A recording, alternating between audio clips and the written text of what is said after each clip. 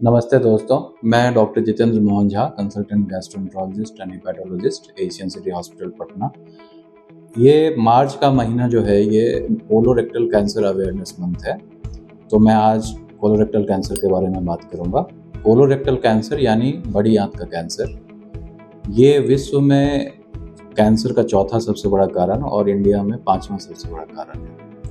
इसके बारे में हम बात इसलिए कर रहे हैं क्योंकि इसको अगर हम अर्ली डिटेक्ट करें या मतलब इसको प्रिवेंट किया जा सकता है, कैंसर पनपने से पहले ही इसका डिटेक्शन हो सकता है। तो पहले हम कैंसर के बारे में बात करें। कोलोरेक्टल कैंसर यानी बड़ी आंत का कैंसर, ये किन लोगों में होता है, इसके रिस्क फैक्टर्स क्या हैं? इसके कुछ मॉडिफाइबल रिस्क फैक्टर्स हैं और कुछ नॉन मॉडिफाइबल रिस्क फैक्टर्स हैं। नॉन मॉडिफाइबल रिस्क फैक्टर यानी कि जिसको हम चेंज नहीं कर सकते, उसमें आता है एक एज।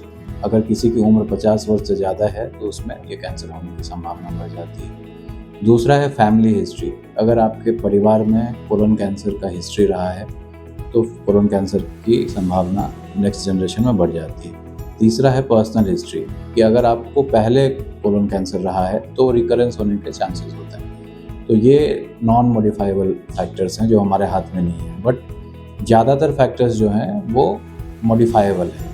जिसमें क्या क्या रिस्क फैक्टर्स आते हैं? एक आता है हमारा सिडेंट्री लाइफस्टाइल। अगर हम एक्सरसाइज नहीं करते हैं और सिडेंट्री है हमारा लाइफस्टाइल, यानी कि ज़्यादा देर तक हम बैठे रहते हैं। दूसरा है ओबेसिटी। अगर किसी को मोटापा है तो उसमें कोलन कैंसर का रिस्क बढ़ जाता है। तीसरा है प्रोसेस्ड एंड रेड मीट का एक्सेसिव इनटेक, जैसे कि मटन। चौथा है अल्कोहल और 5वां है स्मोकिंग। तो ये मॉडिफाइबल रिस्क फैक्टर्स हैं जिसको हम अगर बचें इनसे तो हमें कैंसर होने की संभावना कम हो सकती है।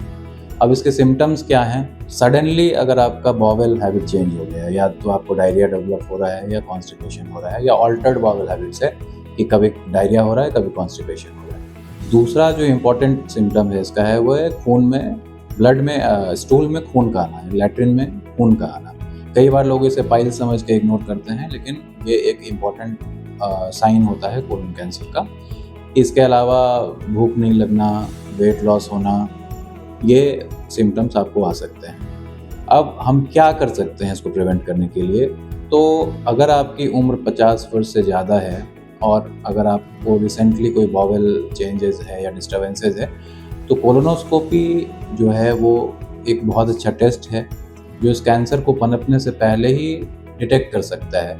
क्योंकि ये कोलन कैंसर जो 90% लोगों में होता है वो पॉलिप से डेवलप करता है, और कोलोनोस्कोपी करके अगर हम उसको पॉलिप के स्टेज में ही डिटेक्ट कर लें और पॉलिप को हटा दें तो कैंसर होने की संभावना खत्म हो जाती है। तो अगर आपकी उम्र 50 वर्ष से ज़्यादा है, या आपको फैमिली हिस्ट्री है कोलन कैंसर की, या आप जो सिम्टम्स मैंने बताए हैं उनमें से कोई सिम्टम्स आपको है, तो आप ज़रूर किसी गैस्ट्रोएंटरोलॉजिस्ट को संपर्क करें। Thank you.